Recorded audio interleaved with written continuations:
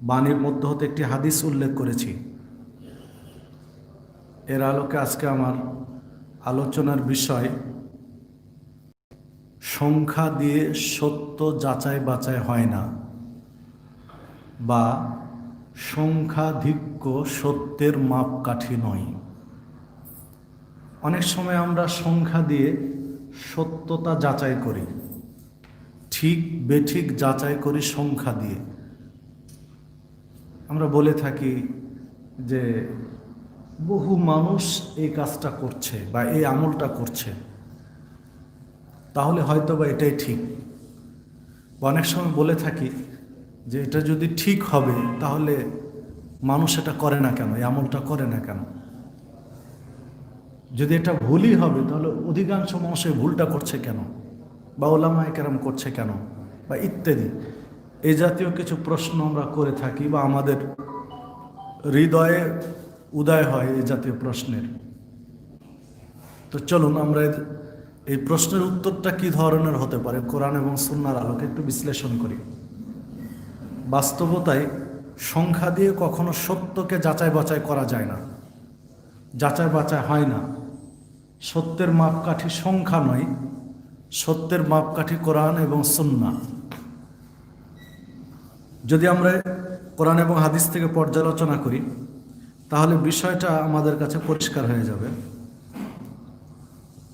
যেমন দেখুন যে সংখ্যা সত্যের মাপকাঠি নেই নয়, এই সংখ্যা নিয়ে কোরআন মাজিদে বেশ কিছু আয়াত রয়েছে।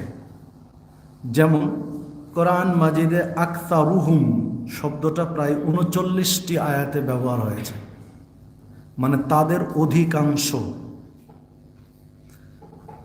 এই আকসারুহুম শব্দটি আল্লাহ রাব্বুল আলামিন তাদের অধিকাংশ বুঝাতে গিয়ে যত জায়গায় ব্যবহার করেছেন, একটি দুইটি জায়গায় ব্যতিক্রম হতে পারে, প্রায় সব জায়গাতে মানে খারাপ দিক, খারাপ মানুষের প্রকৃতি বুঝাতে গিয়ে শব্দটা উল্লেখ করেছেন। তার মধ্য থেকে আমরা দু একটি আয়াত তুলে ধরি, তাহলে আমাদের বোঝা সহজ হবে। দেখুন, আল্লাহ রাব্বুল আলামিন সূরা ইউসুফ ১০৬ নম্বর আয়াতে বলছেন, ওমা ইউমিনু আকসারুহুম বিল্লাহ, তাদের অধিকাংশরাই আল্লাহর উপরে ঈমান আনে, ইল্লা ওয়াহুম মুশরিকুন, পাশাপাশি তারা শিরিকও করে। সূরা ইউসুফ ১০৬ নম্বর আয়াত। মানে অধিকাংশ ঈমানদারেরা ঈমান এবং শিরিক একসাথে করে, ঈমানও এনেছে শিরকও করে, দাবিও করে মুসলিম, আবার নানান ধরনের শিরকে জড়িত।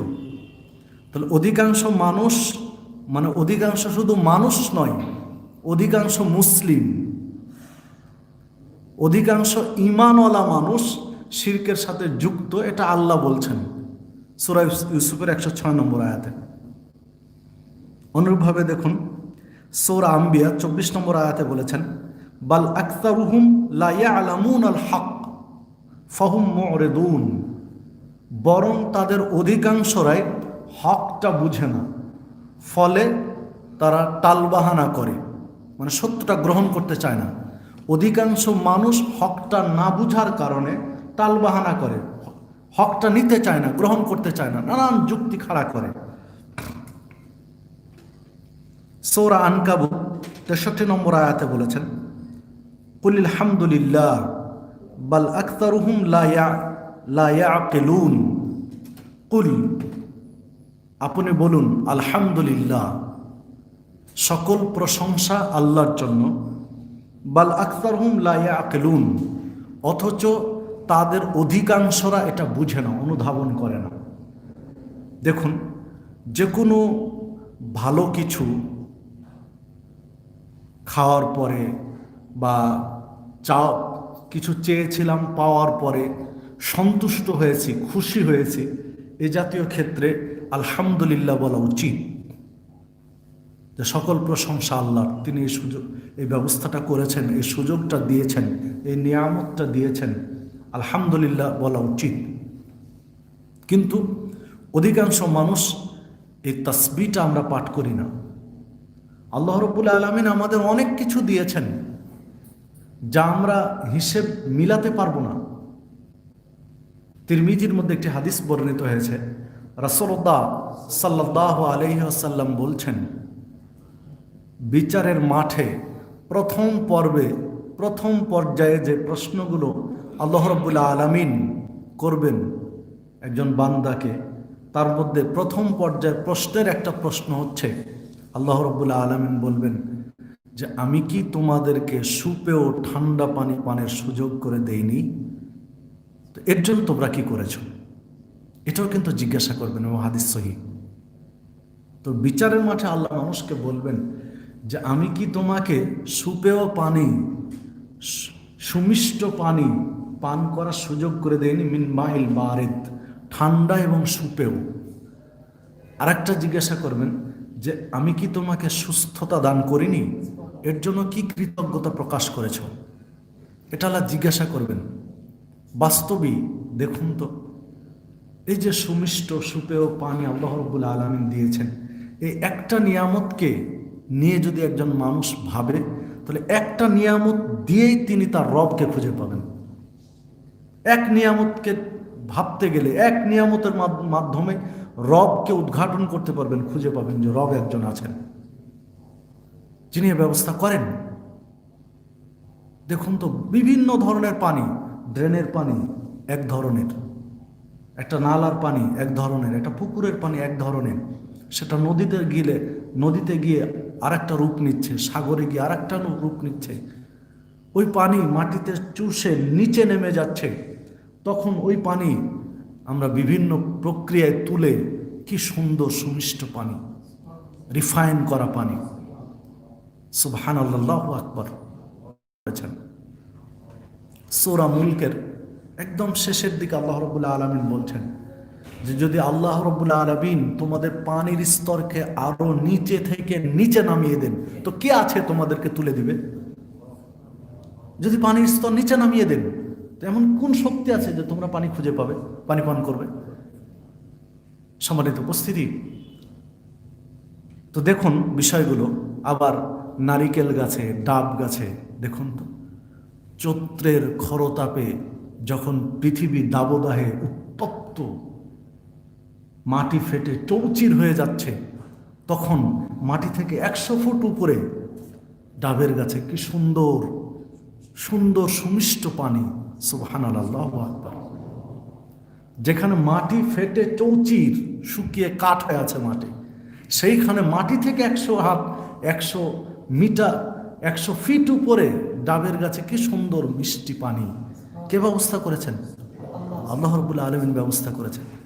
এই যে সুন্দর সুমিষ্ট পানি, প্রচণ্ড খরতাপে যখন বুকের ছাতি শুকিয়ে যাচ্ছে, এই সময় 50 টাকা 100 টাকা দিয়ে একটা ডাব আপনি কিনে খেলেন। কিনে খেয়ে আপনি যদি মনে করেন যে এটা আমার ক্রেডিট, এটা আমার কৃতিত্ব, আমি উপার্জন করেছিলাম, তাই আমি আজকে 100 টাকা দিয়ে একটা ডাব কিনে খেয়েছি, তো এটা আপনার ক্রেডিট নয়। এই উপার্জন করার শক্তি এবং উপার্জন করার পরিবেশ, অনুকূল পরিবেশ কে দিয়েছে? আল্লাহ সুবহানাহু ওয়া তাআলা দিয়েছেন। এর বিনিময়ে আল্লাহ বেশি কিছু চাননি। আল্লাহ চেয়েছেন, বান্দা তুমি এই যে ডাবের মিষ্টি পানি খেয়ে তোমার হৃদয় এবং মন ঠান্ডা করে নিলে, জুড়িয়ে নিলে, আমি তোমার কাছে বেশি কিছু চাই না, শুধু বলো আলহামদুলিল্লাহ। এতটুকুই তো চেয়েছেন। দেখুন, এই কথাটা আল্লাহ রাব্বুল আলামিন বলছেন, কুলিল হামদুলিল্লাহ। আপনি বলুন, আপনি আপনার উম্মতকে বলে দিন যে তারা যেন বলে আলহামদুলিল্লাহ। কিন্তু বাল আকসারুহুম, অধিকাংশরা লা ইয়াকিলুন, এটা বুঝে না, অনুধাবন করে না, নিজের মতো খেয়ে নিয়ে মনে করছে এটা আমার পরিশ্রমের ফল। তো পরিশ্রম করার সুযোগটা, অনুকূল পরিবেশটা কে দিয়েছেন? আল্লাহ দিয়েছেন। বিধায় আল্লাহ রাব্বুল আলামিনের শুকরিয়া, কৃতজ্ঞতা প্রকাশ করতে হবে প্রত্যেকটা ক্ষেত্রে, এবং আলহামদুলিল্লাহ বলতে হবে, যেটা আমরা আয়াতের মাধ্যমে বুঝতে পারছি, অথচ আমরা বলছি না। তো আরও এ ধরনের অনেক আয়াত রয়েছে, প্রায় 39টি আয়াতে আকতারুহুম শব্দটি ব্যবহার করেছেন, যেগুলো অধিকাংশ এই খারাপের দিকে গিয়েছে। এরপরে দেখুন, আকসারা শব্দটি আল্লাহ রাব্বুল আলামিন কোরআন মাজিদে 25টি আয়াতে উল্লেখ করেছেন, যে 25টি আয়াতে মানে অধিকাংশ আয়াতগুলোতে খারাপের দিকে গিয়েছে। যেমন সূরা আনআমের একটি আয়াত পাঠ করি, ওয়াইন তুতি আকসারা মান ফিল আরদ। আল্লাহ রাব্বুল আলামিন তার নবীকে বলছেন, রাসূল সাল্লাল্লাহু আলাইহি সাল্লামকে বলছেন, ওয়াইন তুতি আকসারা মান ফিল আরদ, যদি আপনি এই জমিনের অধিকাংশ মানুষের মতামতের ভিত্তিতে জীবন পরিচালনা করেন। আল্লাহ রাসূল সাল্লাল্লাহু আলাইহি সাল্লামকে বলছেন, হে নবী, আপনি যদি অধিকাংশ মানুষের মতামতের ভিত্তিতে জীবন যাপন করেন, ইউদিল্লুকা আন সাবিলিল্লাহ, তাহলে তারা আপনাকে আল্লাহর পথ থেকে ভ্রষ্ট পথে নিয়ে চলে যাবে, আপনাকে ধাবিত করবে অন্যায়ের দিকে, যেটা আল্লাহর পথ নয়। ইয়াবগুনা ইল্লা দন্না ওয়া ইন্নাহুম ইল্লা ইয়াখরুসুন। তো যে কথা বলছিলাম, যে দেখুন আল্লাহ রাব্বুল আলামিন স্পষ্ট করে দেন যে যদি মুহাম্মদ সাল্লাল্লাহু আলাইহি ওয়াসাল্লাম আপনিও অধিকাংশ মানুষের মতামত নিয়ে বা অধিকাংশ মানুষ যা চায় সে আলোকে জীবন যাপন করেন, তাহলে আপনি সত্য পথ থেকে ভ্রষ্ট পথে, অন্যায়ের পথে চলে যাবেন। মানে অধিকাংশ মানুষের মতামত বা চিন্তা ভাবনা বা অধিকাংশ মানুষের জীবন চলার পথ পদ্ধতি সত্যের উপরে নয়, আল্লাহ রাব্বুল আলামিন যে আয়াতের মধ্যে ইঙ্গিত করছেন। অনুরূপভাবে কাসির অনেক, কোরআন মাজিদের 25টি আয়াতে কাসির শব্দ আল্লাহ রাব্বুল আলামিন উল্লেখ করেছেন। তো 25টি আয়াতের মধ্যে, আয়াতগুলো আমার নোট করা আছে কোন কোন আয়াতগুলো, তার মধ্যে 2-1টি আয়াত আপনাদের কাছে তুলে ধরি। প্রসিদ্ধ একটি আয়াত যা বিভিন্ন মাহফিলে শুনে থাকেন, ওয়ালাকাদ যারানা লিজাহান্নামা কাসীরাম মিনাল জিন্নি ওয়াল ইনস লাহুম কুলুবুন লা ইয়াফকাহুনা বিহা ওয়া লাহুম আ'য়ুনুন লা ইবসিরুনা বিহা ওয়া লাহুম আযানুন লা ইয়াসমাউনা বিহা উলাইকা কাল আনআম বাল হুম আযাল। সূরা আরাফ 179 নম্বর আয়াত।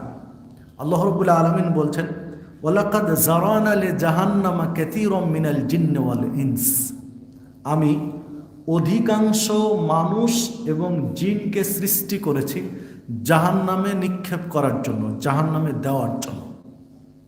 আল্লাহ রাব্বুল আলামিন বলছেন যে বেশিরভাগ মানুষ এবং জিন জাহান্নামে যাবে। কেন জাহান্নামে যাবে?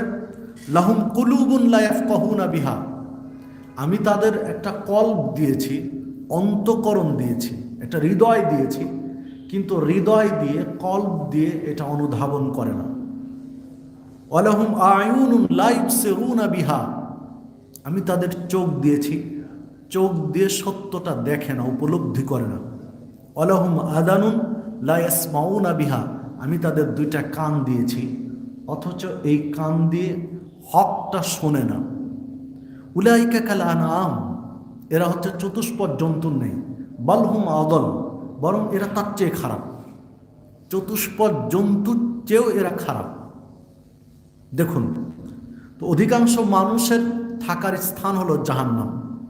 মানে অধিকাংশ মানুষ সত্যের যে মাপকাঠি নয়, অধিকাংশ মানুষের চিন্তা ফিকির বা বিচার বিশ্লেষণ ভাবনা দিয়ে যে শরীয়ত চলে না, তাই স্পষ্ট যে অধিকাংশ মানুষ এবং জিনের থাকার জায়গা হচ্ছে জাহান্নাম। কেননা কলব আছে কিন্তু কলব দিয়ে ভাবে না, চোখ আছে চোখ দিয়ে হকটা দেখে না, কান আছে কান দিয়ে হকটা শোনে না। এটা বাস্তবে বর্তমান পৃথিবীতে, বর্তমান দেশের চারিদিকে চোখ ফিরালে আপনার আমার কাছে অনেক প্রমাণ আছে, অনেক উদাহরণ আছে। না হলে দেখুন, ঢাকা বিশ্ববিদ্যালয়ের মতো বিদ্যাপীঠ, প্রাচ্যের অক্সফোর্ড নামে খ্যাত এই ধরনের এক বিশ্ববিদ্যালয়ের একজন মুসলিম প্রফেসর, পিএইচডি হোল্ডার বলতে পারে সালামুন আলাইক, সালামুন আলাইক, সালাম আলাইকুম, সালাম আলাইকুম, কি সুন্দর। আর এখন নতুন করে শুনছে আসসালামু আলাইকুম, এটা জঙ্গি জঙ্গি ভাব আছে। কথা বলতে পারে একজন শিক্ষিত? হ্যাঁ, এই কথাটা যদি একজন রিক্সা চালক বলতো, একজন খেটে খাওয়া মাঠের কামলা বলতো, একজন ঝাড়ুদার বলতো, তাহলে একটা মানানসই হতো, তাও মেনে নেওয়া যেত। একজন শিক্ষাবিদ নামে খ্যাত একজন প্রফেসর, যারা বিভিন্ন বড় বড় টক শো অনুষ্ঠানে দাওয়াত পান, কথা বলেন জনসম্মুখে, তার মতো ব্যক্তি মুসলিম হয়ে বলতে পারে কথা? মানে আল্লাহ তাকে কি চোখ দেননি? আল্লাহ তাকে দুইটা চোখ দিয়েছেন, তাকে জ্ঞানের ডিপু বানিয়েছেন, অনেক জ্ঞান তার মধ্যে। সে একজন প্রফেসর, তিনি একজন পিএইচডি হোল্ডার, তার অনেক জ্ঞান তার মধ্যে, কিন্তু এই চোখ দিয়ে হকটা কোনোদিন বিচার বিশ্লেষণ করেনি, কল্প দিয়ে কোনোদিন ভাবেনি যে সালাম আলাইকুম কথাটা কতটুকু যুক্তিসঙ্গত, আর আসসালামু আলাইকুম এটা কতটুকু যুক্তিসঙ্গত, এটা কতটুকু কোরআন এবং সুন্নাহ ভিত্তিক, কোনোদিন চিন্তা ভাবনাও করেনি, বিচার বিশ্লেষণও করেনি। কোনোদিন হকপন্থী ওলামায়ে কেরাম বা সালাফে সালেহিনের মুহাদ্দিসগণ অনেক আলোচনা করেছেন, কোনোদিন আলোচনাটা শোনারও চেষ্টা করেনি, মনে চেয়েছে একটা মুখ দিয়ে বের করে দিয়েছে। আর না হলে দেখুন, যারা শিক্ষাবিদ নামে খ্যাত বাংলাদেশে পরিচিত ফিগার, বলতে পারেন যে আল্লাহ রাসূল সাল্লাল্লাহু আলাইহি ওয়াসাল্লাম সব মূর্তিগুলো ভেঙে দিলেন আর একটা মূর্তি রেখে দিলেন, সেটা হচ্ছে হাজর আসওয়াদ। হাজর আসওয়াদ কি কোনো মূর্তি? হাজর আসওয়াদ কি কোনো ভাস্কর্য? যদি হাজর আসওয়াদ ভাস্কর্য হয়, হাজর আসওয়াদ মূর্তি হয়, তাহলে গোটা সৌদি আরবে হাজার হাজার তো ভাস্কর্য, পাথর, হাজার হাজার পাথর আর পাহাড়। আমাদের দেশেও তো অনেক পাথর পাহাড় রয়েছে, এগুলো কি ভাস্কর্য বলবো? একজন শিক্ষিত মানুষের বাচনভঙ্গি কি এমনটা হতে পারে? আল্লাহ রাব্বুল আলামিন ১৫০০ বছর আগে মুসলিম উম্মাকে এই ডিরেকশনগুলো দিয়েছেন, যে তাদের কল্প দিয়েছি, কিন্তু কল্প দিয়ে কোনোদিন অনুধাবন করে না। তাদের দুটো চোখ দিয়েছি, চোখ দিয়ে কোনোদিন ওই পড়াশোনা করে না। হ্যাঁ, সারা দিন তারা লেগে আছে কি করে এটাকে জায়েজ করা যাবে। সারা দিন তাদের পড়াশোনা, সারা দিন তাদের গবেষণা, সারা দিন তাদের কল্পের চিন্তা ফিকির, যে এইটার পক্ষে কি করে মানে নিয়ে আসা যায়, এটাকে পক্ষে সাব্যস্ত করা যায় কি করে, সমাজে প্রতিষ্ঠিত করা যায় কি করে, কালচারটা, এটা নিয়ে সারাদিন ব্যস্ত। মানে তার জ্ঞানটাকে সম্পূর্ণ উল্টো পথে চালাচ্ছে। আল্লাহ রাব্বুল আলামিন ১৫০০ বছর আগে ইঙ্গিত দিয়েছেন যে অধিকাংশ মানুষের কোয়ালিটি বা চিন্তা ভাবনা ফিকির হবে এইরকম। সম্মানিত উপস্থিতি, এটা একটা দিক। সমাজের আরও 4 দিক যদি দেখেন, আল্লাহ রাব্বুল আলামিন এখানে একটা কথা বলেছেন যে উলাইকা কাল আনআম বাল হুম আদাল, এরা হচ্ছে চতুষ্পদ জন্তুর নেই, বরং তার চেয়ে এরা খারাপ, তার চেয়েও নিকৃষ্ট। এ কথা কিন্তু মানুষকেই বলেছেন। এরা চতুষ্পদ জন্তুর নেই এবং তার চেয়েও খারাপ, জিন এবং ইনসানকেই বলেছেন, মানুষকেই বলেছেন যে এই মানুষগুলো, কতিপয় মানুষ খারাপ হতে হতে হতে হতে এতটাই খারাপ হবে যে তাদের কোয়ালিটিটা চতুষ্পদ জন্তুর চেয়েও খারাপ হবে। আল্লাহ রাব্বুল আলামিন সূরা ৩-এর মধ্যে বলেছেন লাকাদ খালাকনাল ইনসান ফি আহসানি তাকওয়িম, আমি মানুষকে সর্বোত্তম অবয়বে, সর্বোত্তম স্ট্রাকচার দিয়ে সৃষ্টি করেছি, সর্বোত্তম অবকাঠামো দিয়ে মানুষকে সৃষ্টি করেছি। বাস্তবিক মানুষের মতো নিপুণ সৃষ্টি পৃথিবীতে দ্বিতীয়টি আর নেই। মানুষকে আল্লাহ রাব্বুল আলামিন এত সুন্দরভাবে, এত সুন্দর নিপুণ করে সৃষ্টি করেছেন, পৃথিবীতে আপনি অন্য কোনো প্রাণী পাবেন না মানুষের মতো নিপুণ সৃষ্টি। প্রত্যেকটা অঙ্গ প্রত্যঙ্গ যেখানে যা যেভাবে প্রয়োজন ঠিক সেভাবে আল্লাহ দিয়েছেন। আল্লাহ রাব্বুল আলামিনের সৃষ্টি কৌশলের মধ্যে কোনো হেরফের নেই। এরপর আল্লাহ রাব্বুল আলামিন বলছেন সুম্মা রাদাদনাহু আসফালা সাফিলিন, এই মানুষকে সুন্দর অবয়বে সৃষ্টি করার পরে নিচে নামাতে নামাতে নামাতে এতটাই নিচে নামিয়ে দেওয়া হয়েছে যে আসফালা সাফিলিন, মানে এর চেয়ে নিচে আর কেউ নামতে পারবে না, এত নিচে নেমেছে মানুষ। বাস্তবিক তাই, মানুষ নিচে নামতে নামতে নামতে এত নিচে নেমেছে, ওই আয়াতে চলে যান উলাইকা কাল আনআম বাল হুম আদাল, তার হচ্ছে চতুষ্পদ জন্তুর নেই, তার চেয়ে খারাপ, কোয়ালিটিটা আমরা তার চেয়ে নিচে নেমে গেছি। না হলে দেখুন কিছুদিন আগে লকডাউনের মধ্যে গোটা পৃথিবী মানে স্তব্ধ করোনা নিয়ে। এই সময়ে বাংলাদেশে ধর্ষণ কাহিনী যে চিত্রগুলো উঠে এসেছে, ধর্ষণের যে একটা চিত্র বাংলাদেশে উঠে এসেছে, তা যে কোনো বিবেকবান মানুষকে ভাবিয়ে তুলেছে। যে কোনো বিবেকবান, না হলে মার বয়সী একজন মুসলিম নারীকে ছেলের সমতুল্য যুবকরা নগ্ন করে যে ভিডিও দৃশ্যগুলো ধারণ করেছে, এটা কোনো মানুষের কাতারে পড়ে? কোনো বিবেকবান ব্যক্তির কাতারে পড়ে? কি দিয়ে বিশ্লেষণ করবেন? দেখুন, 7 জন মিলে একটা নারীকে ধর্ষণ করেছে। এক ঘরে একটা নারীকে উলঙ্গ করে 7 জন পুরুষ যদি ধর্ষণ করে, তাহলে নিঃসন্দেহে যে পুরুষটা ওই নারীকে ধর্ষণ, ওই নারী তো মাজলুম, ও নারী তো মাজলুম, তার হিসাব বাদ দিলাম, এখন জালেমদের কবলে পড়ে আছে, তার কথাটা বাদ দিলাম, ও তো মাজলুম। কিন্তু যে ছেলে, যে যুবক উলঙ্গ হয়ে ওই নারীকে ধর্ষণ করছে আর 6টা যুবকের সামনে, একে আপনি কোন কাতারে ফেলবেন? ও মানুষ? মনুষ্যত্ব বোধের 1% যদি বাকি থাকে, তো আর 7 জনের সামনে উলঙ্গ হয়ে একটা নারীকে ধর্ষণ করতে পারে কেউ? তাকে মানুষের কাতারে ফেলতে পারবেন? সম্মানিত উপস্থিতি, দেখুন ফলাফল কি? 7 জন মিলে ধর্ষণ করে পরিশেষে তাদের এই অন্যায়, তাদের এই অপরাধ, তাদের এই নোংরা আচরণ হজম করার জন্য ওই মেয়েটাকে হত্যা করলো, মেরে ফেলে দিল, শেষ করে দিল। এখন ভাবুন তো, চলে যান আসফালা সাফেলিন, আল্লাহ বলছেন নিচে নামাতে নামাতে একদম নিচে নামিয়ে দিয়েছি। আল্লাহ বললেন উলাইকে কাল আনাম, এরা হচ্ছে চতুষ্পদ জন্তুর নেই। তো একটা গাভীর পিছনে কয়েকটা ষাঁড় ঘুরে, এটা বাস্তব। আর একটা নারীকে 6-7 জন মিলে ভোগ করছে, দুটার মধ্যে কোনো তফাৎ আছে? উলাইকা কাল আনাম, এরা হচ্ছে চতুষ্পদ জন্তুর নেই, সেম একই কোয়ালিটির। শেষে গিয়ে আল্লাহ বলছেন বালহুম আদাল, বরং এর চেয়ে ওরা খারাপ, চতুষ্পদ জন্তুর চেয়ে ওরা নোংরা, এদের মন মানসিকতা আরো খারাপ। দেখুন তো, গোটা পৃথিবীতে যদি কোনো প্রাণীর ক্ষেত্রে যায়, যে কোনো প্রাণী, আপনি যেই প্রাণী দেখুন, যে একটা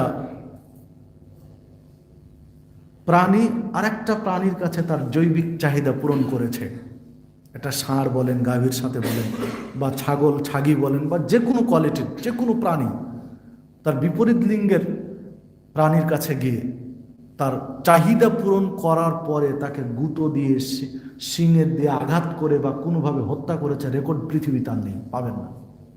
যার কাছে সে জৈবিক চাহিদা পূরণ করেছে, তৃপ্তি লাভ করেছে, তাকেই আবার হত্যা করেছে, এ ধরনের রেকর্ড কারো চোখে পড়বে না, কেউ প্রমাণ করতে পারবেন না। অথচ এই মানবরূপী হিংস্র জানোয়ারগুলো যার কাছে তার চাহিদা পূরণ করছে, তাকে আবার হত্যা করছে। মানে চতুষ্পদ জন্তুর চেয়েও কি এদের কোয়ালিটি খারাপ নয়? অবশ্যই। আর এটা অধিকাংশ মানুষের ক্ষেত্রেই, বেশিরভাগ মানুষের আচরণটা এই রকম। এটা একটা দিক। আর একটা দিক হলো যে বর্তমান যুব সমাজ এই প্রযুক্তির উন্নয়নের কারণে, আইসিটির অগ্রযাত্রায় যে পর্যায়টা হয়ে আছে, ধর্ষণগুলো বেড়ে গেছে। এই মৌলিক যে কারণগুলো, তার মধ্যে একটা মৌলিক কারণ হলো যে এই প্রযুক্তির অবাধ ব্যবহার, সহজলভ্য এবং অবাধ ব্যবহার, এটা একটা বড় কারণে ধর্ষণগুলো ছড়িয়ে যাওয়ার পিছনে। বিভিন্ন ধরনের যৌনাচার বা এসব দৃশ্য খুব সহজেই দেখার সুযোগ রয়েছে, খুব সহজে দেখছে।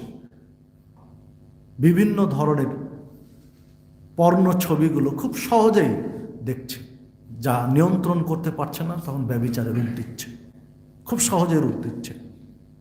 তো এই যে দৃশ্যগুলো, এটা কোনো মানুষের কোয়ালিটিতে পড়ে? বানাচ্ছে কে? কাদের মাধ্যমে বানাচ্ছে? আবার ছেড়ে দিচ্ছে, এটা কি দিয়ে? যারা এই কর্মের যুক্ত, এই পর্ণ ছবিগুলো যারা বানাচ্ছে, যারা তৈরি করছে, যারা শুটিং করছে, যারা এগুলোর সাথে সংশ্লিষ্ট, এগুলো যারা এডিট করছে, এগুলোর যারা টেকনিশিয়ান, এদেরকে আপনি মানুষের কোয়ালিটিতে ফেলতে পারবেন? যে জীবিকা উপার্জনের জন্য আর কোনো পথ ছিল না, ওই পর্ণ ছবির তাকে টেকনিশিয়ান হতে হবে। জীবিকা উপার্জনের আর কোনো পথ ছিল না, এই পর্ণ ছবি বানানোর জন্য তাকে ক্যামেরাম্যান হতে হবে। এই পর্ণ ছবি বানানোর জন্য তাকে শুটিং করতে হবে, সহযোগিতা করতে হবে, আর কোনো পথ ছিল না। এদের কীভাবে আপনি মানুষের কোয়ালিটি ফেলবেন? যে কোটি কোটি তরুণ তরুণীদেরকে নষ্ট করে দিচ্ছে যারা, কোটি কোটি তরুণ তরুণীদেরকে এই উঠতি বয়সে তাদের জীবনের সব কিছু শেষ করে দিচ্ছে, ধ্বংস করে দিচ্ছে, পুরো পরিবারে আগুন জ্বালিয়ে দিচ্ছে। তো এদেরকে আপনি মানুষের কোয়ালিটিতে ফেলবেন কোন কাতারে? আর এদের সংখ্যা বেশি। আল্লাহ রাব্বুল আলামিন কোথায় বলেছেন? সবগুলো মিলিয়ে দেখুন, ওই দিক এদিক সব মিলিয়ে দেখুন, আরেকটা দেখুন। বাস্তবিক যে হারে মানুষ নেশা জাতীয় দ্রব্যের প্রতি আসক্ত হচ্ছে বর্তমান সময়ে, যে হারে নেশা জাতীয় দ্রব্য, নানান ধরনের নেশা জাতীয় দ্রব্যের সাথে মুসলিমরা সম্পৃক্ত, এটা খুবই আশঙ্কার। কারণ একজন মুসলিম এই নেশা জাতীয় দ্রব্য হারাম, অথচ কিভাবে সম্পৃক্ত এগুলোর সাথে? পারিবারিক অশান্তি, পারিবারিক দ্বন্দ্ব, নানান ঝামেলা এর সাথে যুক্ত হয়ে আছে। তো দেখুন, প্রসঙ্গত এতটুকু বলে রাখি, না বললেই নয়। দেখুন, একটা মানুষ যারা বিড়ি সিগারেট খাচ্ছেন, তারা এই বিড়ি সিগারেট খেতে খেতে বাথরুমে বসে এই বিড়ি সিগারেট খাচ্ছেন। তো এটা যারা এর সাথে সম্পৃক্ত, হতে পারে উনি অনেক বড় শিক্ষিত মানুষ, হতে পারে কোনো কলেজের প্রফেসর হতে পারে, আর কেউ হতে পারে, উনি বিড়ি খাচ্ছেন, সিগারেট খাচ্ছেন, ধূমপান করছেন, বাথরুমে বসে থেকে আপনি তাকে মানুষের কাতারে ফেলবেন কি করে? এটা কোনো মানুষের রুচির মধ্যে পড়ে? কোনো মানুষের কোয়ালিটির মধ্যে পড়ে? আল্লাহ রাব্বুল আলামিন এই জন্যই বলেছেন যে আমি মানুষকে নিচে নামাতে নামাতে নামাতে এতটাই নিচে নামিয়েছি যে কোনো প্রাণী এত নিচে নামে না যত নিচে মানুষ নেমেছে। পৃথিবীর যত উন্নত মানের খাদ্য, যত সুন্দর খাদ্য, প্রোটিন সমৃদ্ধ খাদ্য, সবগুলো আল্লাহ রাব্বুল আলামিন মানুষের জন্য তৈরি করেছেন। উন্নত মানের প্রোটিন সমৃদ্ধ, স্বাস্থ্যের জন্য উপকারী প্রত্যেকটা খাদ্য আল্লাহ রাব্বুল আলামিন একদম, আর কি যত্নে আল্লাহ তৈরি করেছেন। উন্নত মানের প্রোটিন সমৃদ্ধ খাদ্যগুলো দেখেন কি যত্নে আল্লাহ করেছেন, একদম নিপুণভাবে যত্ন সহকারে। যে ডাবের কথা বলছিলাম, দেখুন তো ডাবের পানি যেন ফ্রেশ থাকে, কোনোভাবে দূষিত না হয়, ডাবের পানিতে কোনো ধরনের ব্যাকটেরিয়া যেন প্রবেশ করতে না পারে। কি প্রোটেকশন আল্লাহ দিয়েছেন ওই পানির মধ্যে, ভাবতে পারবেন? নারিকেলের কি প্রোটেকশন আল্লাহ দিয়েছেন যে কোনো ধরনের জীবাণু প্রবেশ করতে পারবে না। কোনো ফল আপনি পাবেন না এই দুনিয়াতে যে ফলের উপরে কোনো আবরণ নেই, এ জাতীয় কোনো ফল আপনি পাবেন না। প্রত্যেকটা ফলের হয় মোটা আর না হয় খুব পাতলা, একটা আবরণ আছেই, একটা আবরণ আল্লাহ রেখেছেন, তারপরে ফলটা আছে। মানে সংরক্ষণের কি প্রক্রিয়া আল্লাহ রাব্বুল আলামিন, এই যে সুন্দরভাবে আল্লাহ রাব্বুল আলামিন মানুষের জন্য এই সুন্দর সুন্দর খাবারগুলো তৈরি করলেন, মানুষ খাবে, তৃপ্ত হবে, পরিশেষে আলহামদুলিল্লাহ বলবে, এটাই তো আল্লাহ চেয়েছেন। কিন্তু মানুষ এই খাদ্যগুলো ছেড়ে দিয়ে অখাদ্যের প্রতি ছুটে যাচ্ছে। অখাদ্য, নোংরা, পচা, নষ্ট জিনিসগুলোর পিছনে ছুটে যাচ্ছে। তামাক, জর্দা, বিড়ি, সিগারেট, নানান ধরনের মদ, নোংরা জিনিসগুলো খাচ্ছে, এর প্রতি ঝুঁকে পড়ছে। দেখুন তো, যে তামাক, যে জর্দা, যে গুল, এটা মানুষ খাচ্ছে, এর স্বাদ মানুষ নিচ্ছে।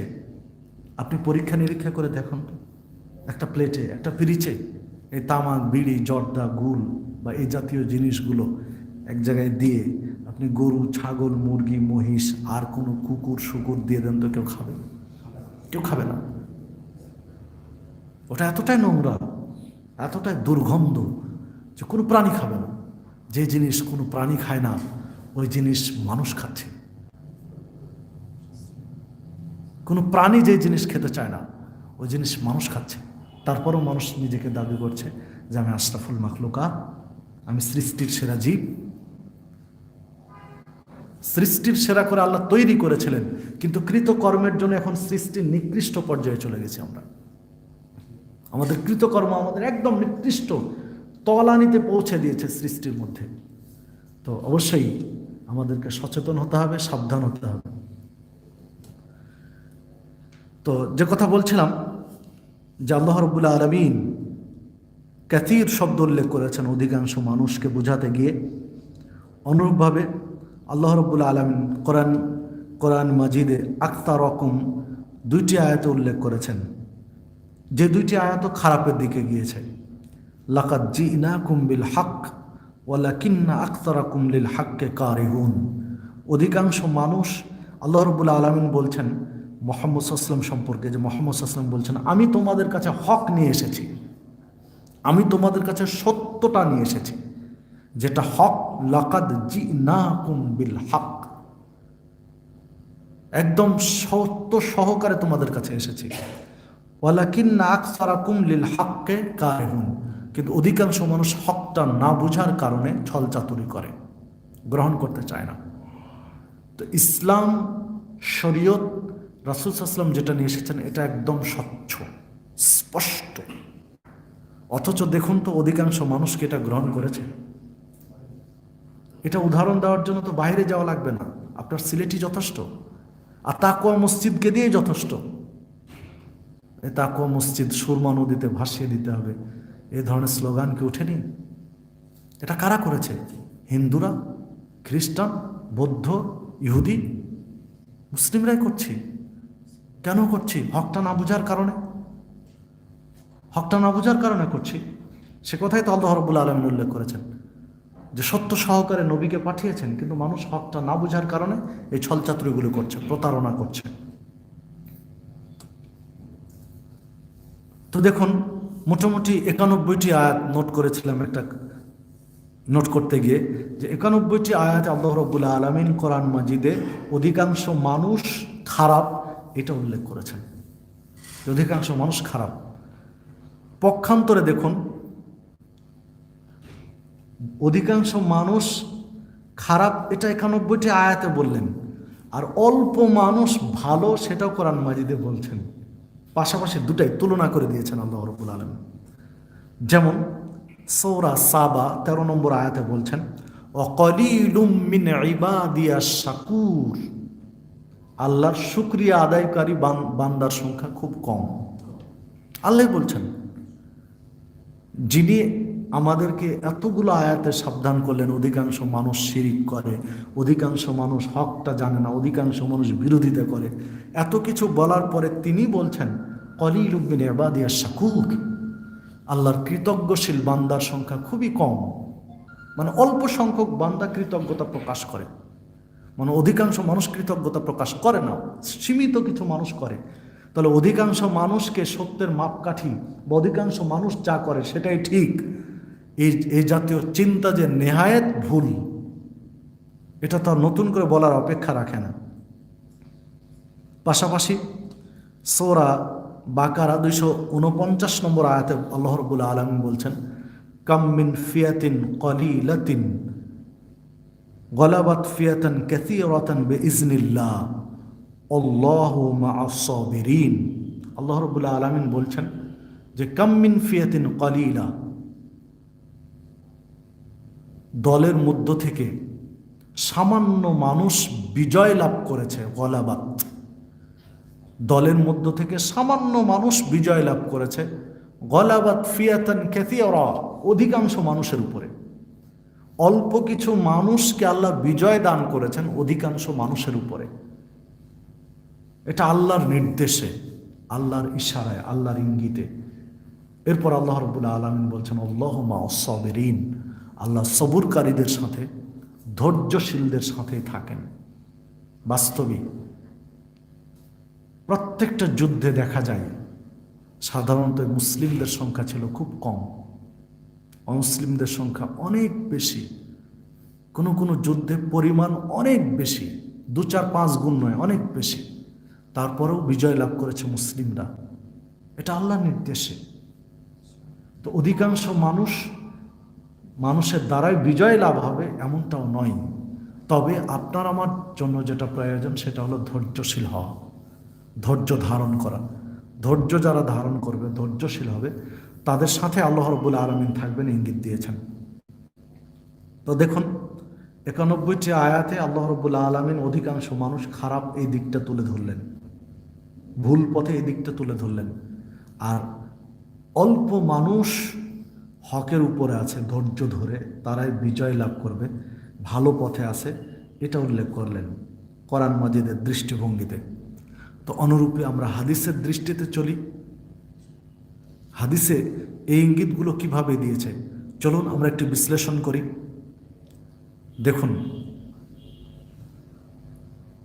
রাসূলুল্লাহ সাল্লাল্লাহু আলাইহি ওয়াসাল্লাম বলছেন যে বিচারের মাঠে আল্লাহ রাব্বুল আলামিন আদম আলাইহি ওয়াসাল্লামকে ডাক দিবেন। ডাক দিয়ে বলবেন, এরা হলো বনু আদম, তোমার সন্তান। এদের মধ্য থেকে তুমি যারা হকপন্থী তাদেরকে তুমি বেছে নাও জান্নাতের জন্য। তো আদম আলাইহিস সালাম বলবেন যে আল্লাহ, জান্নাতীদের জন্য তো আমি বেছে নেব জান্নাতের জন্য, তো কি পরিমাণ বাছাই করব এদের ভিতর থেকে? তো আল্লাহ রাব্বুল আলামিন বলবেন যে 1000-এ 1 জন বাছাই করো জান্নাতের জন্য, 999 জন জাহান্নামের জন্য, আর 1000-এ 1 জন জান্নাতের জন্য বাছাই করো। অধিকাংশ মানুষ জান্নাতের জন্য নয়, তা আমরা আগে দেখে এসেছি আয়াতে, সূরা আরাফের 179 নম্বর আয়াতে। আর এ হাদিসেও আমরা স্পষ্ট পাচ্ছি, সহিহ বুখারীর 6530 নম্বর হাদিস, তো স্পষ্টই পাচ্ছি যে 1000-এ 1 জন মানুষ জান্নাতের জন্য, 999 জন জাহান্নামের জন্য। সহিহ বুখারীর 6529 নম্বর হাদিসে একটু ভিন্নভাবে এসেছে। ওখানে আল্লাহ রাসূল সাল্লাল্লাহু আলাইহি ওয়াসাল্লাম বলেছেন যে আদম আলাইহিস সালামকে বলবেন আল্লাহ রাব্বুল আলামিন যে তুমি জান্নাতের জন্য বেছে নাও কারা জান্নাতি। তো আদম আলাইহিস সালাম বলবেন যে কি পরিমাণ বাছাই করব? তখন বলবেন 100-তে 1 জনকে বাছাই করো, মানে 99 জন জাহান্নামের কাতারে বা জাহান্নামের দিকে, আর 1 জনকে জান্নাতের দিকে বাছাই করো। তো দুইটি হাদিস সহিহ বুখারীর, একটিতে এসেছে, একটি হাদিসে বর্ণিত হয়েছে 100-তে 1 জন, আর একটিতে 1000-এ 1 জন। তাহলে অধিকাংশ মানুষ হকের উপরে নয়, হকের উপরে থাকবে না, তার স্পষ্ট ইঙ্গিত এই হাদিস দ্বয়ে আছে। যেমন আয়াতগুলোতে পেলাম, অনুরূপভাবে এই হাদিস দুটিতেও আমরা অনুরূপ পাচ্ছি আর কি।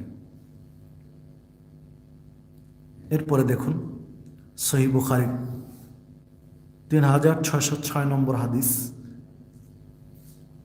হুযায়ফা রাদিয়াল্লাহু আনহু বলছেন রাসূলুল্লাহ সাল্লাল্লাহু আলাইহি ওয়াসাল্লামের কাছে গিয়ে সকলেই সাহাবীদের অন্যরা জিজ্ঞাসা করতেন যে কি করলে জান্নাতে যাব, কি করলে আল্লাহ খুশি হবেন, কোন ইবাদতটি ভালো, বা ইত্যাদি ইত্যাদি, মানে পজিটিভ দিকগুলো তারা জিজ্ঞাসা করতেন, জানতে চাইতেন।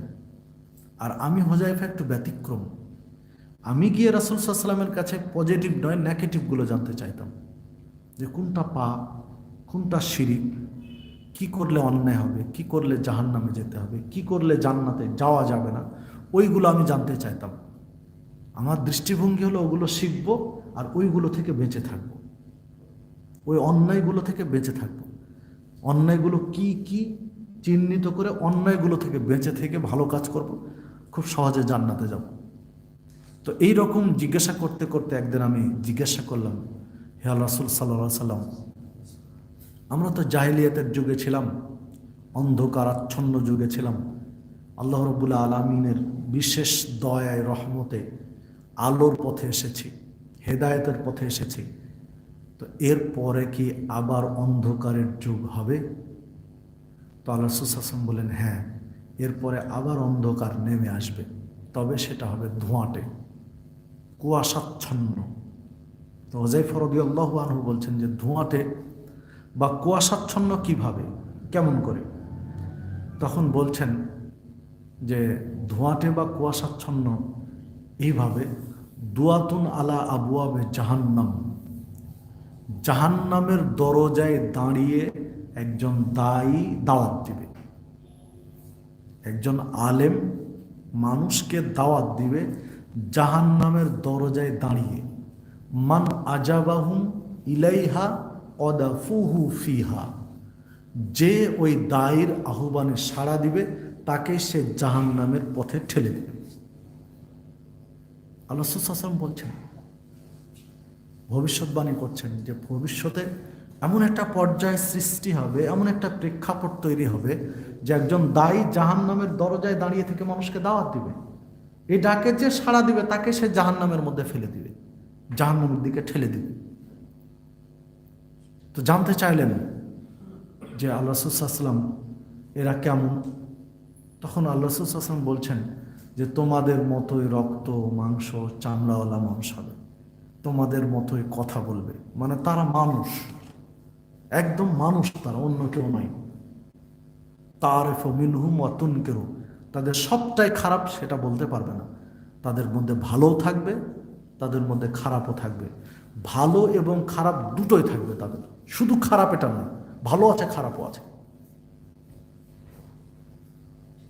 তখন হুযায়ফা রাদিয়াল্লাহু আনহু বলছেন যে যদি আমাকে এই অবস্থা পেয়ে বসে তাহলে কি পরামর্শ দিচ্ছেন আপনি?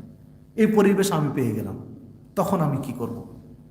তখন আল্লাহ রাসূল সাল্লাল্লাহু আলাইহি ওয়াসাল্লাম বলছেন যে মুসলিমদের যে জামাত, যারা মুসলিম তাদেরকে তুমি আঁকড়ে ধরে থাকবে। তো আল্লাহ রাসূল সাল্লাল্লাহু আলাইহি ওয়াসাল্লাম বলছেন যে হ্যাঁ, আমি এ ধরনের কোনো মুসলিম নেতৃবৃন্দ বা কোনো মুসলিমদেরকে আমি এ ধরনের পেলাম না, তখন আমি কি করব? তখন আল্লাহ রাসূল সাল্লাল্লাহু আলাইহি ওয়াসাল্লাম বলছেন তাহলে তুমি ছাগল নিয়ে চলে যাবে কোনো পাহাড়ের চূড়ায়, পাহাড়ের চূড়ায় গিয়ে ছাগল গাছের ছাল পাতা খাবে, ছাগলের দুধ তুমি খাবে।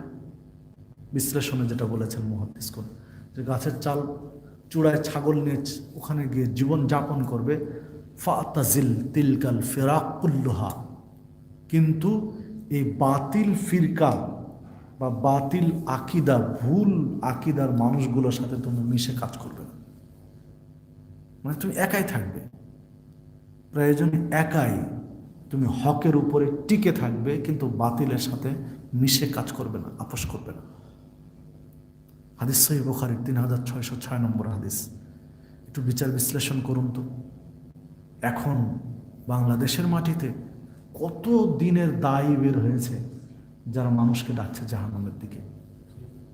বহু, একটা দুইটা মানুষকে, হাজার হাজার মানুষকে দাওয়াত দিচ্ছে, হাজার হাজার মানুষ তাদের ঔরসে উপস্থিত হচ্ছে, যারা নিজেকে মানে ক্ষেত্র বিশেষ রবের চেয়েও বড় করে প্রকাশ করছে।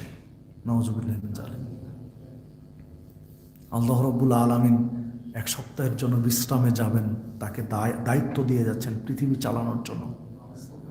এটা কোনো মানুষ বলতে পারে? নাউজুবিল্লাহি মিন যালিক।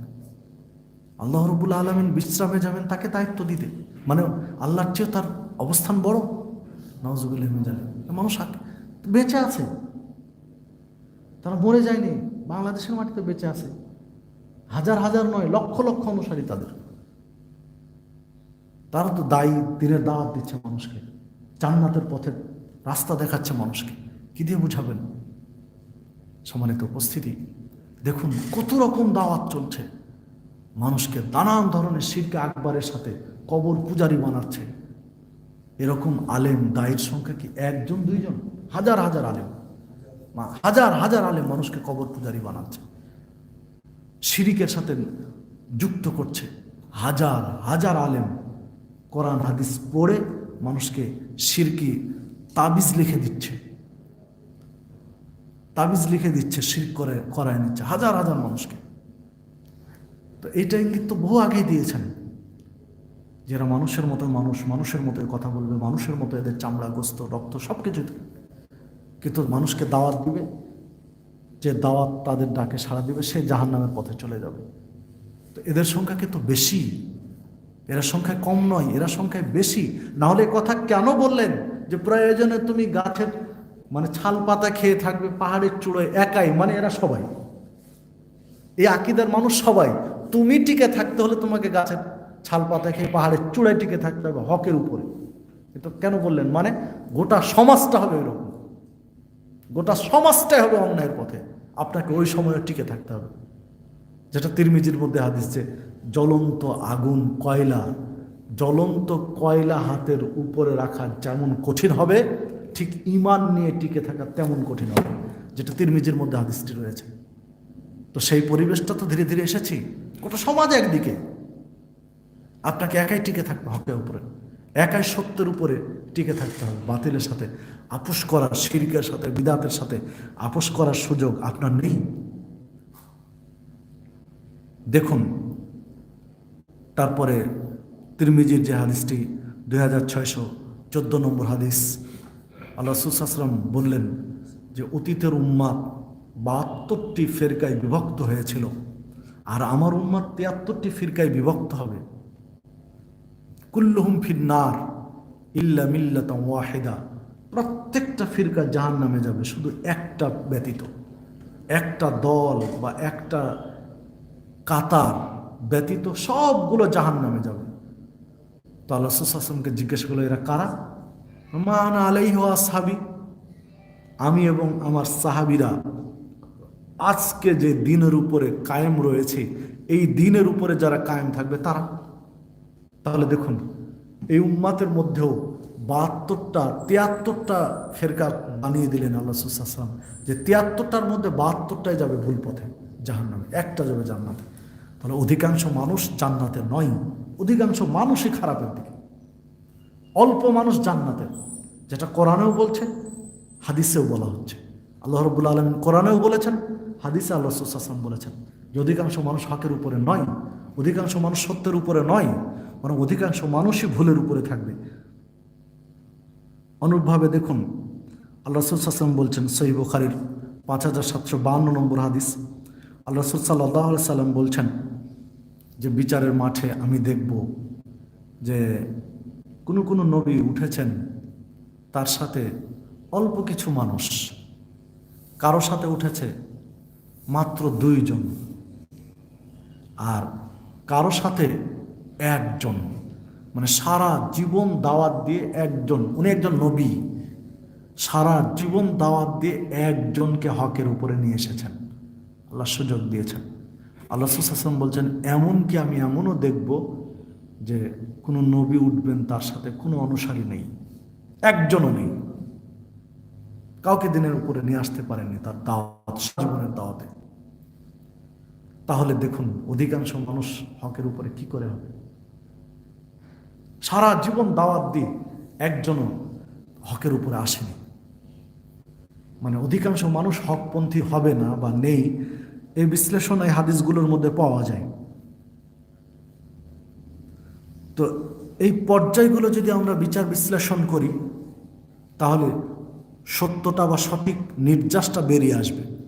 পক্ষান্তর আল্লাহ রাসূল সাল্লাল্লাহু আলাইহি ওয়াসাল্লাম বলছেন, সহিহ মুসলিমের 389 নম্বর হাদিস, আবু হুরায়রা রাদিয়াল্লাহু আনহু বলছেন, রাসূলুল্লাহ সাল্লাল্লাহু আলাইহি ওয়াসাল্লাম বলেছেন, বাদা আল ইসলামু গরীবান সায়াউদু কামা বাদা ফাতুবা লিল গুরাবা। আল্লাহ রাসূল সাল্লাল্লাহু আলাইহি ওয়াসাল্লাম বলছেন, বাদা আল ইসলামু গরীব, ইসলামটা এসেছে অল্প মানুষের নিকটে,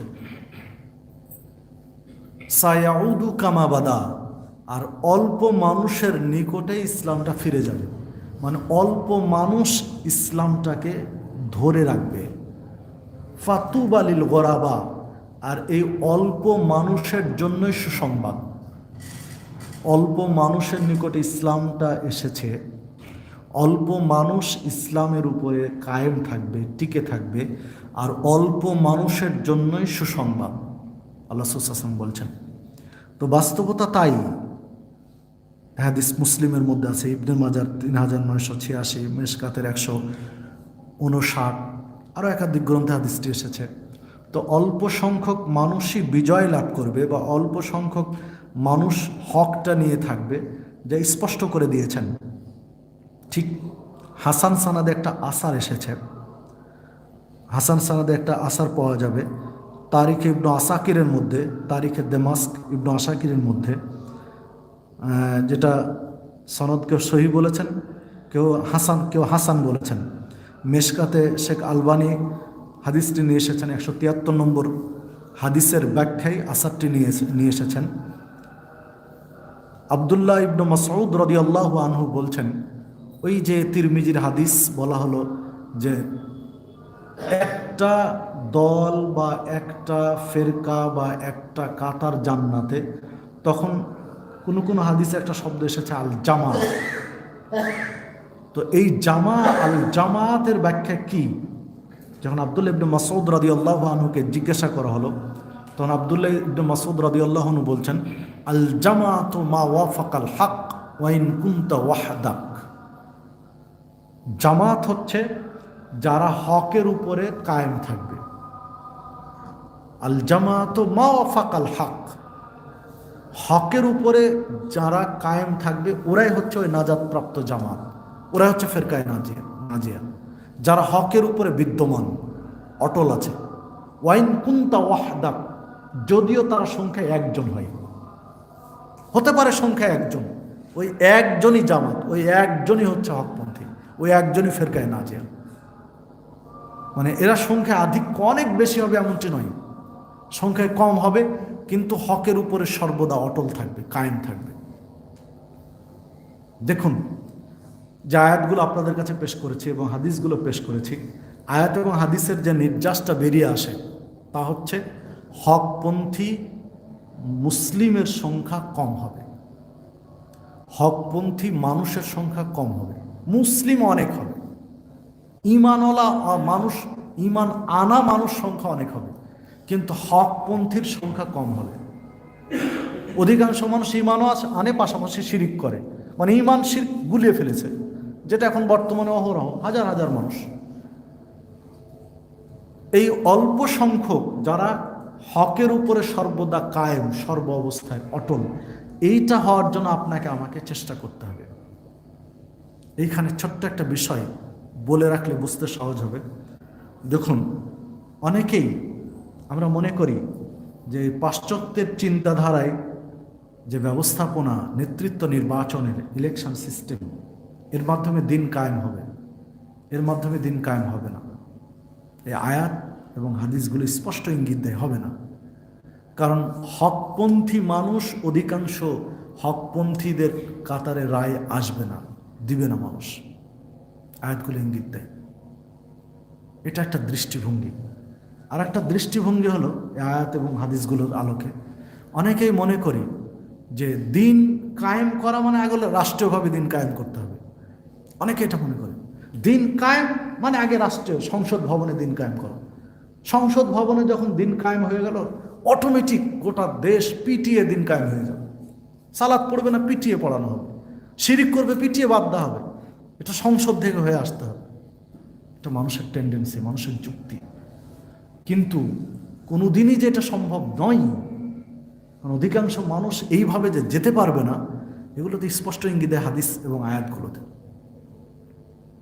কারণ দেখুন, আমরা নবী রাসূলদের যে হাদিস পড়লাম, সহিহ বুখারীর 5752 নম্বর হাদিস, এখানে দেখলাম যে কোনো নবী একজন, কেউ দুইজন অনুসারী নিয়ে উঠেছেন, আর কারো কোনো অনুসারী নেই।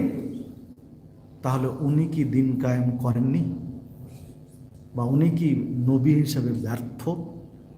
যিনি একজন অনুসারী, যিনি দুইজন অনুসারী, যার কোনো অনুসারী নেই, তাকে কি আপনি ব্যর্থ লকব দিতে পারবেন যে দিন কায়েমের ক্ষেত্রে তিনি ব্যর্থ? এ অধিকার আছে? তিনি অবশ্যই বিজয়ী, তিনি অবশ্যই বিজয়ী।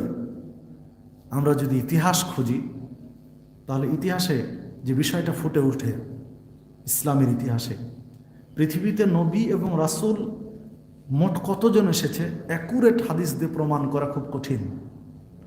একটি হাদিসে 1,24,000 কথা এসেছে। হাদিসটিকে কেউ হাসান পর্যায়ে বলতে চেয়েছেন, তবে হাসান বলাও কঠিন। সহিহ পর্যায়ে কেউ বলেনি, হাসান পর্যায়ে কেউ বলতে চেয়েছেন, সেটাও কঠিন। তাহলে একদম হাদিস দিয়ে, স্পষ্ট সহিহ হাদিস দিয়ে প্রমাণ করা যায় না যে নবী রাসূল কতজন এসেছেন। তবে বোঝা যায় যে অনেক। কোরআন মাজিদে 25 জন নবী এবং রাসূলের কথা বর্ণিত হয়েছে। আল্লাহ বলেছেন, এই যে নবী এবং রাসূল, হাজার হাজার নবী এবং রাসূল এই পৃথিবীর সূচনা থেকে শেষ পর্যন্ত এসেছেন, আল্লাহ পাঠিয়েছেন। তন্মধ্যে মাত্র 4 জন নবী এবং রাসূলকে আল্লাহ রাষ্ট্রীয়ভাবে দিন কায়েমের সুযোগ দিয়েছিলেন। এই হাজার হাজারের মধ্য থেকে মাত্র 4 জনকে। 4 জনের একজন হলেন মুহাম্মদ সাল্লাল্লাহু আলাইহি সাল্লাম। তাকে দিন কায়েমের সুযোগ দিলেন মদিনার জীবনে গিয়ে। মক্কার 13 বছরও নয়, মদিনার 10 বছর আগে। আরেকজন হলেন মুসা আলাইহিস সালাম, আর একজন হলেন ইউসুফ আলাইহি ওয়াসাল্লাম, আর একজন হলেন দাউদ আলাইহি ওয়াসাল্লাম। তো হাতে গোনা মাত্র 4 জন নবীকে আল্লাহ দিন কায়েম রাষ্ট্রীয়ভাবে করার সুযোগ দিয়েছেন। তাহলে কি বলবেন যে এই যদি 1,24,000 নবী কথার কথা ধরে নেই, যে হাদিসটা এসেছে গ্রহণীয় সানাদ কেউ বলেছেন বা গ্রহণীয় সানাদ নয়, ওই হাদিসটার আলোকে কথার কথা যদি ধরে নিই যে 1,24,000 নবী রাসূল পৃথিবীতে এসেছে, আল্লাহ পাঠিয়েছেন, তাহলে 1,24,000 নবী রাসূলের মধ্যে 4 জন যদি রাষ্ট্রীয়ভাবে দিন কায়েম করে থাকেন, তাহলে বাকি 1,23,996 জন রাষ্ট্রীয়ভাবে দিন কায়েম করতে পারেননি। তো যারা নবী এবং রাসূল তারাই যদি দিন কায়েম রাষ্ট্রীয়ভাবে করতে না পারেন, তাহলে আপনার আমার এত মাথা ব্যথা কেন, এত অতি উৎসাহী হলাম কেন যে আগে ওখানে দিন কায়েম করতে হবে তারপরে আসতে হবে? 1,24,000-এর মধ্য থেকে যদি 1,23,996 জন দিন কায়েমে ব্যর্থ হয়ে থাকে, এদেরকে আপনি ব্যর্থ বলতে পারবেন? না, এরা ব্যর্থ নয়, অবশ্যই তারা বিজয়ী। রাষ্ট্রীয় ক্ষমতা আল্লাহ কাউকে দিবেন না, এটা তার ইচ্ছা। কুলিল্লাহুম্মা মালিকাল মুলক তুতিল মুলকা মান তাশা ওয়া তানজিউল মুলকা মিম্মান তাশা। রাজত্ব আল্লাহর হাতে, আল্লাহ যাকে চান এটা দিতে চান, আল্লাহ চান না তাকে দিবেন না। 4 জন নবীকে চেয়েছিলেন যে রাষ্ট্রীয়ভাবে কাজ করুক, দিয়েছেন, বাকিদেরকে চাননি, তারা দেননি, কিন্তু তারা বিজয়ী, তারা তার অঙ্গনে বিজয়ী, তার অঙ্গনে বিজয়ী, তারা দিন কায়েম করেছেন। রাষ্ট্রীয় পর্যায়ে এটা চূড়ান্ত একটা রূপ, চূড়ান্ত রূপে চূড়ান্ত পর্যায়ে কাকে আল্লাহ পৌঁছাবেন না তার ইখতিয়ার, আল্লাহ রাব্বুল আলামিনের ইচ্ছা। যাকে চেয়েছেন পাঠিয়েছেন, যাকে চাননি পাঠাননি, কিন্তু প্রত্যেকেই দিন কায়েম করেছেন, প্রত্যেকেই দিন কায়েম করেছেন। কারণ এই দিন কায়েমের দায়িত্ব নিয়েই আল্লাহ রাব্বুল আলামিন পাঠিয়েছেন, দায়িত্ব দিয়েই পাঠিয়েছেন দুনিয়াতে, যেটা তারা করেছেন। সম্মানিত উপস্থিতি, যে কথা বলছিলাম যে রাষ্ট্রীয়ভাবে দিন কায়েম করে কাজ করতে হবে, এটা মূল লক্ষ্য নয়। লক্ষ্য দিন কায়েম করতে হবে আপনার মাথার চাঁদি থেকে পায়ের তলা পর্যন্ত, দিন এখানে কায়েম করতে হবে। আর যেটা আপনার নাগালের বাহিরে, এইটার জন্য আল্লাহ আপনাকে ধরবেন না, এটার জন্য ধরবেন না। নাগালের বাহিরে মানে আপনার বাড়িতে, আপনার প্রতিবেশী, আপনার পাড়ায়, আপনার এলাকায় একজন চুরি করেছে, নিয়ম অনুযায়ী তার হাত কেটে দিতে হবে, এই হাত কাটার অধিকার আপনি রাখেন না, এটাও দিন। এই হাত কাটার দায়িত্ব রাষ্ট্রের। রাষ্ট্র যদি ওই পর্যন্ত ব্যবস্থা নেই, ভালো, না হলে আপনাকে নসিহত করতে হবে, বৈধ উপায়ে চাপ দিতে হবে, বুঝাতে হবে। যদি সেটাও না করে, তাহলে আপনাকে ধৈর্য ধরতে হবে। এই দায়িত্ব আপনার নয়। আপনি বলবেন যেটা করতে পারছি না, দিন কায়েম কী করে হবে? না, ওটার জন্য আপনাকে বৈধ রাস্তা আছে, এগুলোতে আপনাকে আগাতে হবে, ওই স্টেপগুলোতে আগাতে হবে। নাই, আপনাকে ধৈর্য ধরতে হবে নসিহত করার পরে, আপনার দায়িত্ব শেষ। তো যে কথা বলছিলাম, এর জন্য আল্লাহ ধরবেন না। যেমন আল্লাহ রাব্বুল আলামিন কোরআন মাজিদে উল্লেখ করেছেন যে ফাত্তাকুল্লাহ মাস্তাতাতুম, আল্লাহকে যথাসাধ্য ভয় করো, সাধ্যানুযায়ী আল্লাহকে ভয় করতে হবে। আপনার 3.5 হাত বডিতে যে সুন্নাহগুলো পালন করা প্রয়োজন, সম্ভব, এইটা আপনি করেছেন কিনা, এই দিন কায়েম করেছেন কিনা, এইটা আপনার মূল দেখবে। আর যেটা আপনার নাগালের বাহিরে, অন্যের দায়িত্ব, ওইটার জন্য আল্লাহ আপনাকে জিজ্ঞাসা করবেন না, ওটার জন্য আল্লাহ আপনাকে ধরবেন না। হ্যাঁ, ধরবেন যে তুমি প্রচেষ্টা করেছিলে কিনা, তুমি চেষ্টা তদবির করেছিলে কিনা। যে কথা আজকে খুতবার মধ্যেও বলছিলাম যে অতি উৎসাহী হয়ে একটা মানে অস্থিতিশীল পরিবেশ দেশে তৈরি করতে যাচ্ছি মূর্তি আর ভাস্কর্য নিয়ে, যে একজন নেতৃত্বের ভাস্কর্য করা হবে, দেব না, এই নিয়ে বার্গেনিং, মিছিল, মিটিং করতে করতে একটা অস্থিতিশীল পরিবেশ করে ফেললাম। অথচ হাজার হাজার মূর্তি দেশে আছে, হাজার হাজার মূর্তি মোড়ে মোড়ে আছে, আগে থেকে আছে। তো শুধু এটাই কি হারাম নাজায়েজ? যেগুলো আগে থেকে স্থাপিত আছে সেগুলোকে হারাম নাজায়েজ নয়? একই বিধান, ক্ষেত্র বিশেষ যে ভাস্কর্য করা হচ্ছে, এটা তো তাও শালীনভাবে, শালীনতা আছে। আর যেই বেশ কিছু মূর্তি দেশের বিভিন্ন জায়গায় স্থাপন করা আছে ভাস্কর্য, একদম অশালীন, নগ্নতার শেষ পর্যায়ে, নগ্নতার শেষ পর্যায়ে। তো ওটার বিরুদ্ধে তো এই স্টেপগুলো নেয়নি। কেন নেয়নি? ওটা তো আরো শক্ত করে নেওয়া দরকার ছিল। পাশাপাশি মাজার কেন্দ্রিক কথাগুলো তো আজকে খুতবার মধ্যে বললাম, মাজারগুলোর কি অবস্থা? একই বিধান। মাজার পূজা করা আর মূর্তির পূজা করার মধ্যে কোনো তফাৎ নেই। সেখানেও তো মানে জোরে রব তোলা দরকার। হ্যাঁ, এগুলো রাষ্ট্রের দায়িত্ব। রাষ্ট্রকে বৈধ ওয়েতে যদি চাপ দেওয়ার কিছু থাকে তাহলে দিতে হবে, অবৈধ ওয়েতে নয়। নসিহত, বুঝানো আর সঠিকভাবে বৈধ রাস্তায় যদি থাকে তাহলে চাপ দিতে হবে। মানুষের ক্ষতি হবে, মানুষের জানমালের নিরাপত্তা থাকবে না, এরকমভাবে অস্থিতিশীল পরিবেশ তৈরি করতে ইসলাম বলেনি। হ্যাঁ, এটা আমার জানানোর দায়িত্ব। জানালাম, বললাম, প্রতিবাদ করলাম, আমি সেফ, আমি নিরাপদ, কারণ আমার দায়িত্বটুকু আমি পালন করেছি। এখন দায়ভার যারা এটা করছে তাদের উপরে চাপবে। আমি ওটাকে সমর্থন করেছি কিনা না তার প্রতিবাদ করেছি, এইটা হচ্ছে আল্লাহ দেখবেন। আল্লাহ আপনার আমার হৃদয়টা দেখবেন। সম্মানিত উপস্থিতি, যে কথা বলছিলাম, যে আসুন আমরা বিষয়গুলো একটু অনুধাবন করি, উপলব্ধি করি, কোথাও আবেগী না হয়ে বিবেক দিয়ে আগানোর চেষ্টা করি। আমি যে কাজটা করছি হক মনে করে, সত্যটা জানছি, সঠিকটা জেনে আমল করছি, যখন এলাকাতে গিয়ে, নিজ গ্রামে গিয়ে, নিজ প্রতিবেশীর কাছে কারো সাপোর্ট পেলাম না, তখন যেন আমি মানসিকভাবে ভেঙে না পড়ি। আমি যেন এটা না ভাবি যে না, এরা মনে হয় সবাই করছে, ওটাই ঠিক, আমারটাই মনে ভুল। এই চিন্তা যেন মাথার মধ্যে না আসে। কারণ হকের উপরে সীমিত মানুষেরই পদাচরণা থাকবে, বাতিলের উপরেই মানুষের পদাচরণা বেশি, যা কোরআন এবং সুন্নায় বোঝা যায়। প্রত্যেকটা যুদ্ধ বিগ্রহে অল্প সংখ্যক মানুষই অধিকাংশ মানুষের উপরে বিজয় লাভ করেছিল। শুধু ব্যতিক্রম ছিল হুনাইনের যুদ্ধ। হুনাইনের যুদ্ধে মুসলিমদের সংখ্যা বেশি ছিল, অমুসলিমদের সংখ্যা কম ছিল। তো মুসলিমরা মনে করছিলেন, সাহাবীরা মনে করছিলেন যে আজকে তো বিজয় অন টু এর ব্যাপার, মানে যে কোনো সময় মামুলি ব্যাপার, যে কোনো মুহূর্তে আজকে বিজয় লাভ করব। কারণ আজকে যখন আমরা সংখ্যায় অনেক কম, অমুসলিমরা সংখ্যা অনেক বেশি, তখন বিজয় লাভ করেছি। আর আজকে তো আমরা সংখ্যায় বেশি, কোনো ব্যাপারই না। কিন্তু ফল কি দাঁড়ালো? হুনাইনের যুদ্ধে মুসলিমরা পরাজিত হয়েছিল, বিজয় লাভ করেন। আল্লাহ দেখালেন যে তোমরা সংখ্যার দিকে গেলে, সংখ্যা দিয়ে বিজয় আনার চেষ্টা করলে, যে সংখ্যায় বেশি বিজয় নেব, তো নেও বিজয়, পরাজিত হলো। যে সংখ্যা দিয়ে বিজয় হয় না।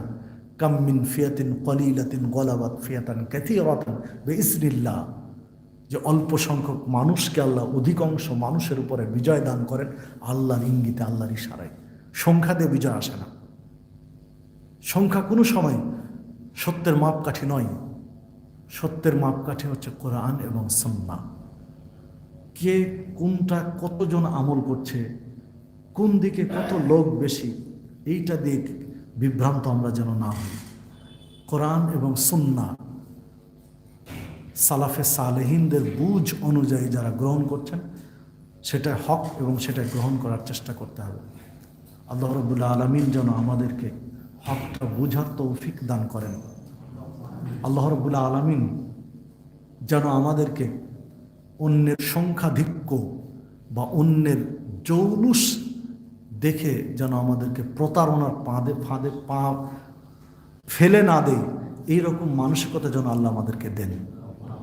আল্লাহ আমাদেরকে সেই ধৈর্য দেন যেন আমরা হকের উপরে টিকে থাকতে পারি, বিপদ আপদে বা সংখ্যাধিক্য মানুষের ফিতনায় যেন আমরা মুষড়ে না পড়ি, ভেঙে না পড়ি। এই ধৈর্য যেন আল্লাহ রাব্বুল আলামিন আমাদেরকে দেন। পরিশেষে আল্লাহ রাব্বুল আলামিনের কাছে সাহায্য প্রার্থনা করি যে আল্লাহ, তুমি আমাদেরকে মৃত্যু পর্যন্ত হকের উপরে টিকে থাকার তৌফিক দান করো, ঈমানের উপরে মৃত্যুবরণ করার তৌফিক দান করো, সিরাতে মুস্তাকিমের উপরে চলার তৌফিক দান করো। পরিশেষে আল্লাহ রাব্বুল আলামিনের কাছে প্রার্থনা দেন, আল্লাহ তুমি আমাদের এই সংক্ষিপ্ত মজলিসটিকে আল্লাহ তুমি কবুল করে নিও। আল্লাহ তুমি আমাদের এই সংক্ষিপ্ত মজলিসটিকে জান্নাতে যাওয়ার ওসিলা হিসেবে কবুল করে নিও। পরিশেষে ধৈর্য ধরে থাকার জন্য আপনাদের সকলকে আন্তরিক ধন্যবাদ জানিয়ে আজকের দাস এখানে শেষ করছি। সুবহানাকা আল্লাহুম্মা ওয়া বিহামদিকা আশহাদু আন লা ইলাহা ইল্লা আনতা আস্তাগফিরুকা ওয়া আতুবু ইলাইকা। ওয়াসসালামু আলাইকুম ওয়া রাহমাতুল্লাহি ওয়া বারাকাতুহু।